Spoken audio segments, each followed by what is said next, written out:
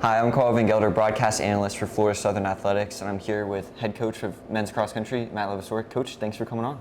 I didn't know you were a broadcast analyst, Karl. Good to meet you. You know, a lot of hats I get to wear here with the Mocs, and the team has had a lot of hats to wear with starting the outdoor track season with the conference last year.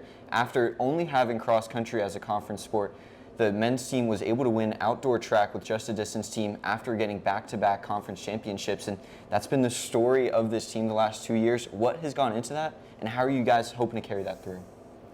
Well, yeah, I mean, it's just a lot of development of guys, a lot of hard work. I mean, we really pride ourselves in being a team that develops guys from the high school level and, really develop them for 3, 4 years, 5 years, hopefully now, next year, right?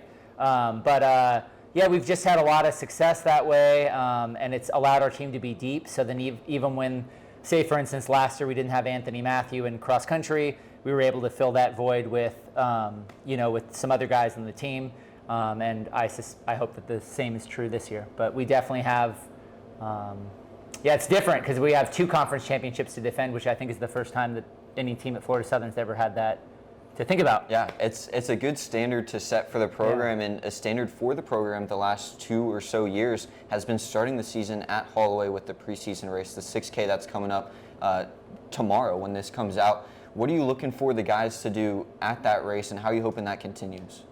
Yeah, I mean, we raced at scrimmage at UNF last week, and we were able to be within 2 points of UF, and we were about 10 points behind UNF, so it was a really good showing. We beat FSU, whatever team they threw out there, USF, Stetson, FGCU,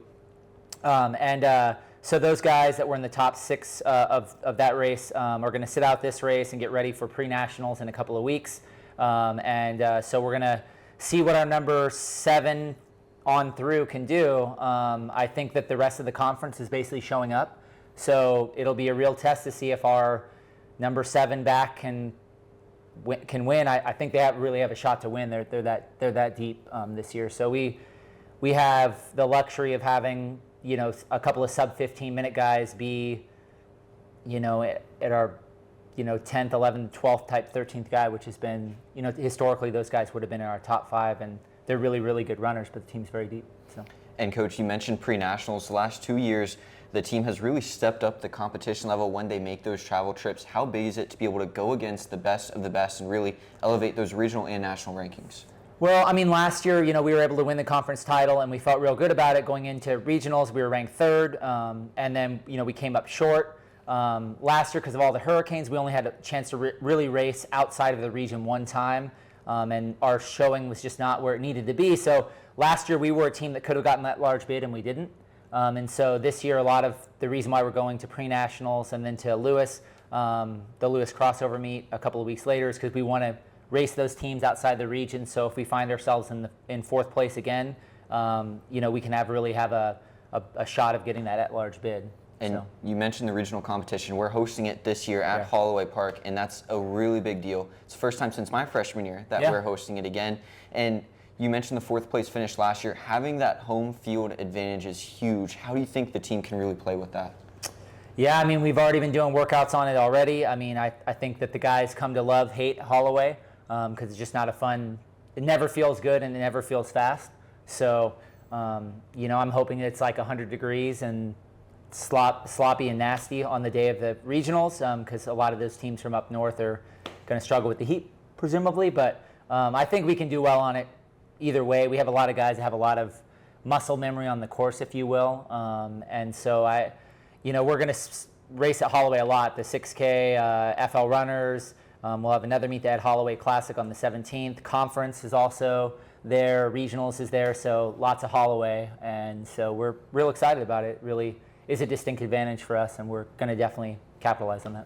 And Coach, you've talked a lot about the experience and depth of this team this year with this senior class that has done a lot for Florida Southern with Christian Giller, Chris Colavita, and Anthony Matthew really leading the way right now for this cross-country team.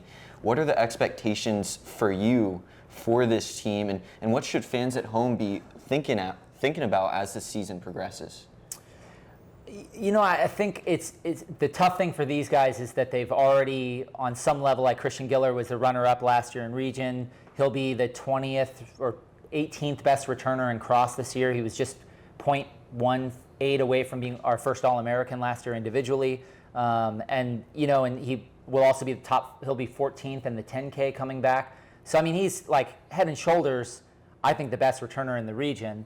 And so he's not trying to be runner-up, he's trying to win. And when you try to win, it's a whole different, you have to approach things so much differently. So a lot about it is managing expectations. I mean, the success they've had before, they don't have to do more to achieve the next thing they want to achieve. They just have to do the same, like what they've been doing before, repeat that sustainably, training-wise, and just mentally not putting too much pressure on themselves. And that's a lot of what I'm doing, because they're all such strong runners, they're such strong competitors, they work really, really hard, which is why they've been so good. So honestly, a lot of what I do is trying to hold them back, keep them real steady, keep it on the rails, keep their expectations in check, because I don't need to motivate these guys. They're plenty good enough, and they make me look good on race day, but they do a lot of the work themselves. So. And Coach, a lot goes into building a program like the one that has been built here with the men's cross country team. Who are some of the people and organizations that have really helped support them? Oh man, I mean, we've benefited so much from the community. The Glenn family has been a great, great boost to our family. The Wellings hosted us for a team dinner this year. We had alumni Chris Treblecott come in from On and give us a bunch of gear and really help celebrate our kids. Trevor at Jet's Pizza has been really good to us. And then Fleet Feet really allows us to put shoes on people's feet at an affordable price for us, and allows us to provide more gear to kids at a Division II level than any other program that I'm aware of. And we couldn't do it without the help of so many people. So we're very thankful.